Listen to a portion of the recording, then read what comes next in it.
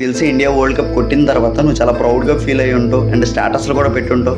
చాలామంది పీపుల్కి మనం వరల్డ్ కప్ కొట్టామని చెప్పే ఉంటావు.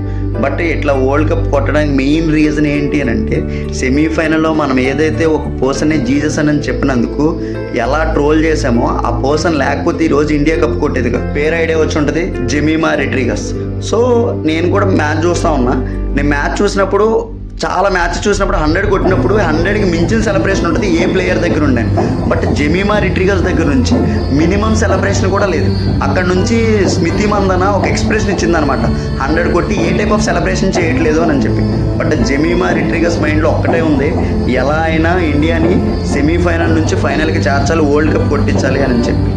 That is called Jemimah Rodrigues. గుర్తుపెట్టు. If in case Jemimah Rodrigues లేకపోతే ఈరోజు ఇండియాకి కప్పు లేదు. గుర్తుపెట్టు. ఇండియా ఫైనల్కి వచ్చేది కాదు, కప్పు కొట్టేది కాదు. నువ్వు స్టేటస్ పెట్టేవాడు కాదు, 10 మందికి ఇండియా వరల్డ్ కప్ కొట్టింది అని చెప్పేవాడు. గుర్తుపెట్టు.